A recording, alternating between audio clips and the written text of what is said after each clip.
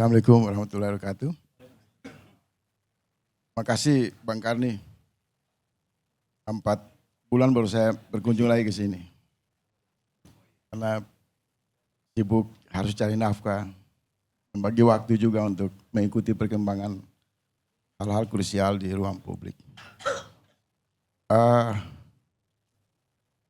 Saya makasih Prof. Denny, Mas Surya,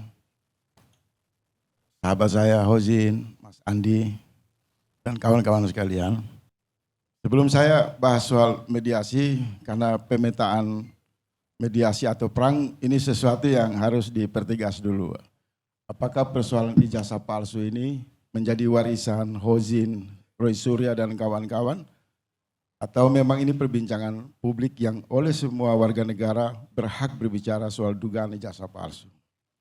Karena kalau saya takut bicara, nanti kalau saya ngomong dianggap tidak mewakili mereka yang berkepentingan dalam masalah ini. Mas Surya, boleh saya bicara di luar pengadilan, boleh kan? Nah, kalau diperbolehkan maka saya tidak mau masuk wilayah hukum. Pertama saya perlu tegaskan dan klarifikasi bahwa pada tanggal 12 November itu kami membuat acara diskusi di kantor kami dan datang Refli Harun, Said Didu, dan kalangan para purnawirawan.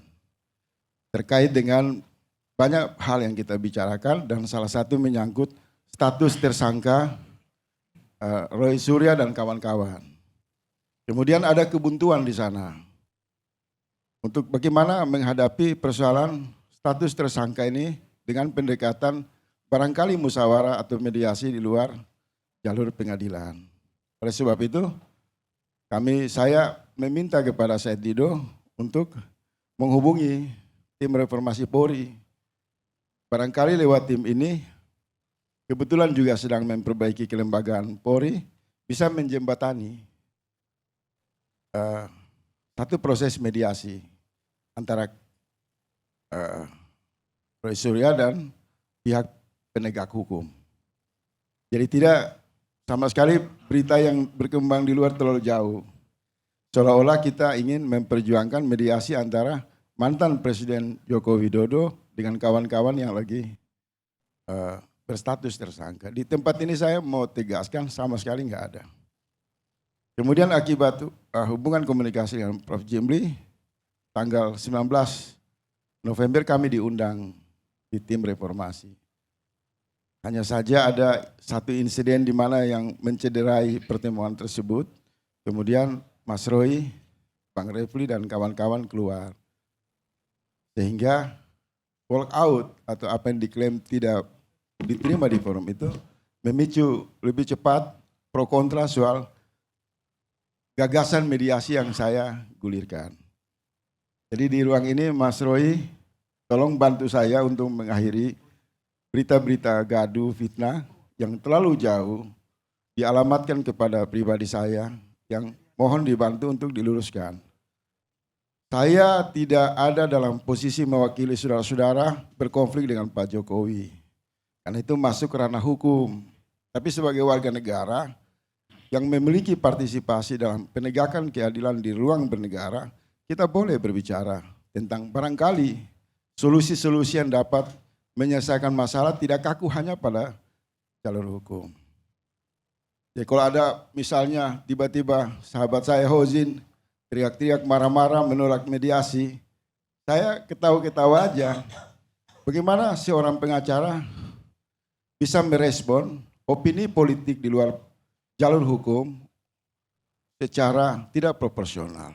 Begitu juga Mas Roy, Mbak Tifa, dan lain-lain yang mengancam saya untuk dipolisikan. Bang Karni Ilyas,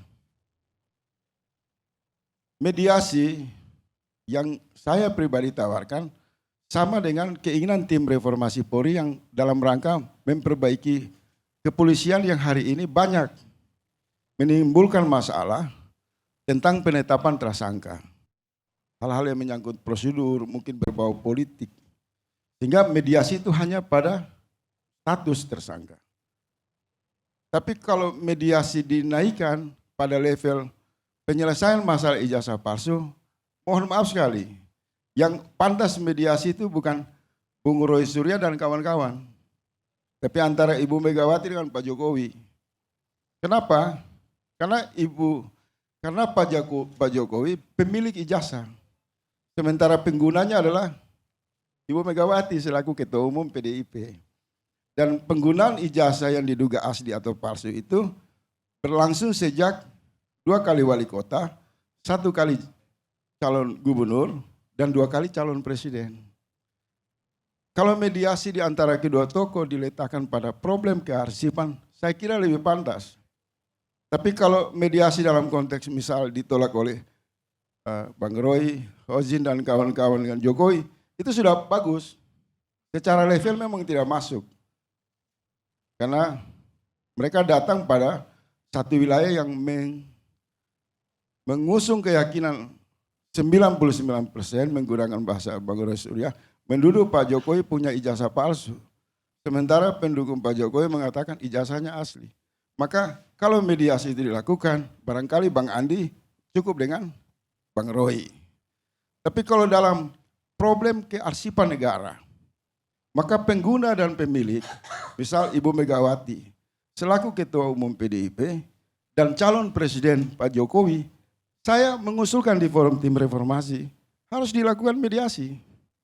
Supaya untuk mengkonfirmasi, apakah ijazah yang ada di tangan Pak Jokowi itu saat mencalonkan sebagai presiden dan ijazah fotokopi yang ada di tangan Ibu Megawati itu bisa disinkronkan.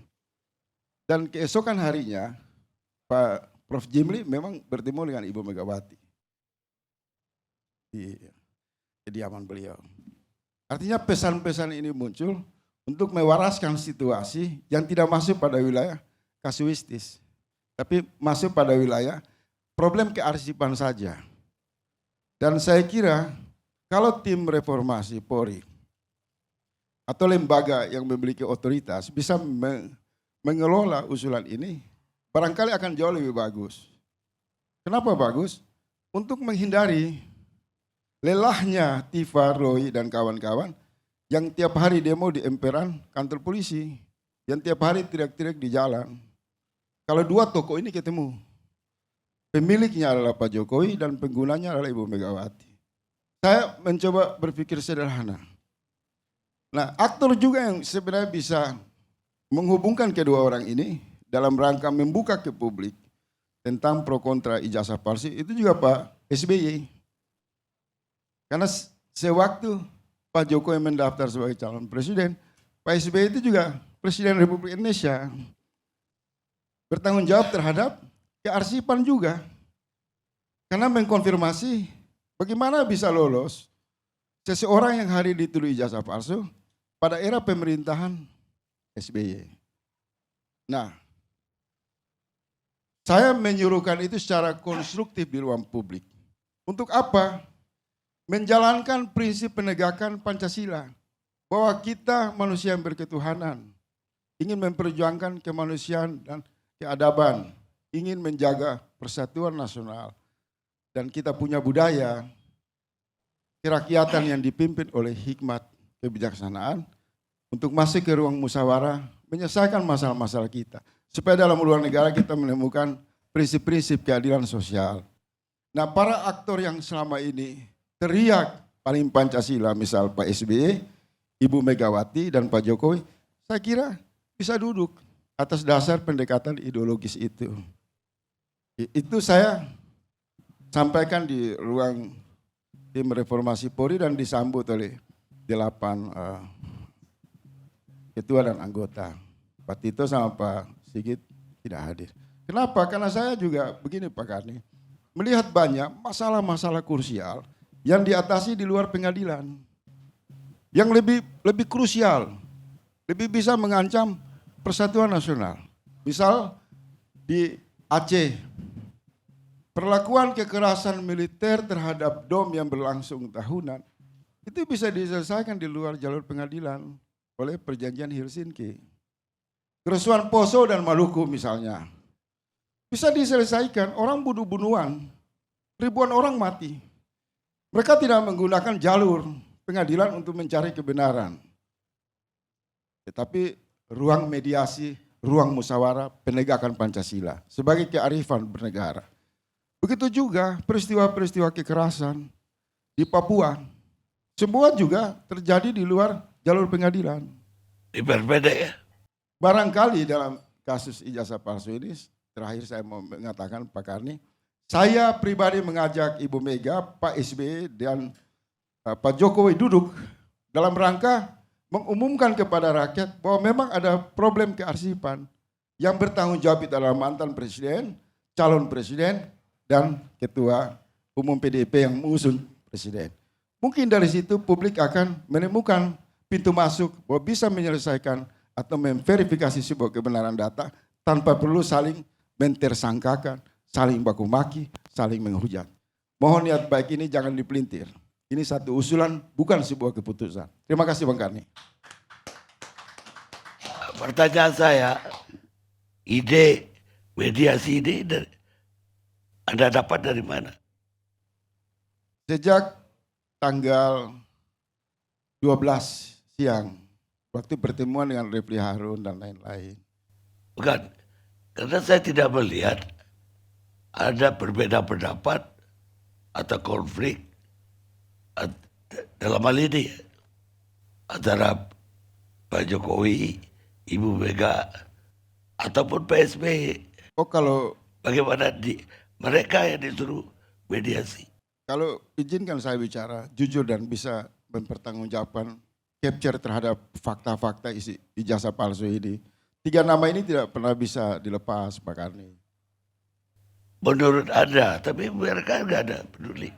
Tapi faktanya antara pemilik dan pengguna itu tidak sinkron, ada saling menyindir.